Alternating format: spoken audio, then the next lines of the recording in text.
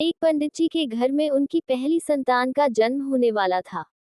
उनका नाम पंडित विष्णुदत्त शास्त्री था। पंडित जी ज्योतिष के प्रकांड विद्वान थे और उन्होंने दाई से कह रखा था कि जैसे ही बालक का जन्म हो नींबू प्रसूति कक्ष से बाहर लुढ़का देना। बालक जन्मा लेकिन बालक रोया नहीं तो दाई ने हल्की सी चपत उसके तलवों में दी और पीठ को मला और अंततः बालक रोया। दाई ने नींबू बाहर लुढ़काया और बच्चे की नाल आदि काटने की प्रक्रिया में व्यस्त हो गई। उधर पंडित जी ने गणना की तो उन्होंने पाया कि बालक की कुंडली में पितृहंता योग है, अर्थात उनके ही पुत्र के हाथों ही उनकी मृत्यु का योग है। पंडित जी शोक में डूब गए और अपने पुत्र को इस लांछन से बचाने के लिए बिना कुछ कहे बताए घर छोड़कर चले गए।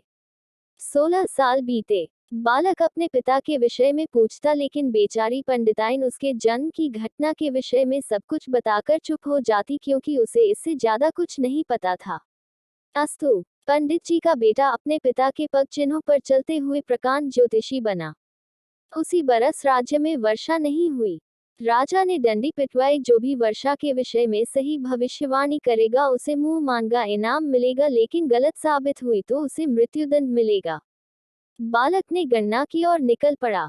लेकिन जब वह राज दरबार में पहुंचा तो देखा एक वृद्ध ज्योतिषी पहले ही आसन जमाए बैठे हैं।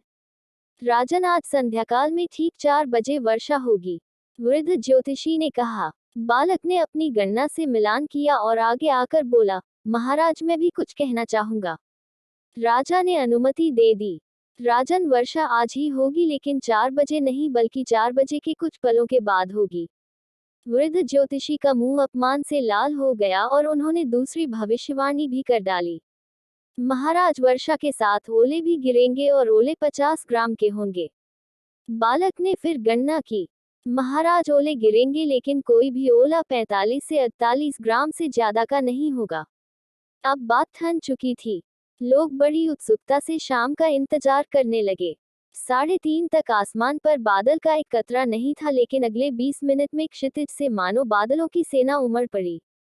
अंधेरा सा छा गया। बिजली कड़कने लगी लेकिन 4 बजने पर भी पानी की एक बूंद न गिरी। लेकिन जैसे ही 4:02 हुए धरासार वर्षा होने लगी। वृद्ध ज्योतिषी ने सिर झुका लिया। आधे घंटे की बारिश के बाद ओले गिरने शुरू हुए। राजा ने ओले मंगवाकर तुलवाए। कोई भी ओला 50 ग्राम का नहीं निकला। शर्त के अनुसार सैनिकों ने वृद्ध ज्योतिषी को गिरफ्तार कर लिया और राजा ने बालक से इनाम मांगने को कहा। महाराज, इन्हें छोड़ दिया जाए, बालक ने कहा। राजा के संकेत पर वृद्ध ज्योतिषी को मुक्त कर दिया गया। बजाय धन संपत्ति मांगने के तुम इस अपरिचित वृद्ध को क्यों मुक्त करवा रहे हो? बालक ने सिर झुका लिया और कुछ क्षणों बाद सिर उठाया तो उसकी आंखों से आंसू बह रहे थे। क्योंकि ये 16 साल पहले मुझे छोड़कर गए मेरे पिता श्री विष्णुदत्त शास्त्री हैं। वृद्ध ज्योतिषी चौंक पड़ा। दोनों महल के बाहर चुपचाप आए, लेकिन अंततः पिता का वात्सल्य छलक पड़ा और फफक कर रोते हुए बालक को गले लगा लिया। आखिर तुझे कैसे पता लगा कि मैं ही तेरा पिता विष्णुदत्त हूँ? क्योंकि आप आज भी गणना तो सही करते हैं लेकिन कॉमन सेंस का प्रयोग नहीं करते, बालक ने आंसुओं के मध्य मुस्कुराते हुए कहा। मतलब? पिता हैरान था। वर्षा का योग 4 बजे का ही था, लेकिन वर्षा की बूंदों को पृथ्वी की सतह तक आने में कुछ समय लगेगा कि नहीं? ओले 50 ग्राम के ही बने थे, लेकिन धरती तक आते आते कुछ पिघलेंगे कि नहीं?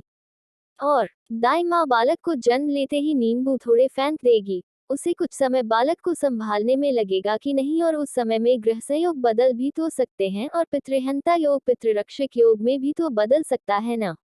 पंडित जी के समक्ष जीवन भर की त्रुटियों की श्रृंखला जीवित हो उठी और वह समझ गए कि केवल 2 शब्दों के गुण के अभाव के कारण वह जीवन भर पीड़ित रहे, और वह थे सामान्य ज्ञान, व्यवहारिक ज्ञान।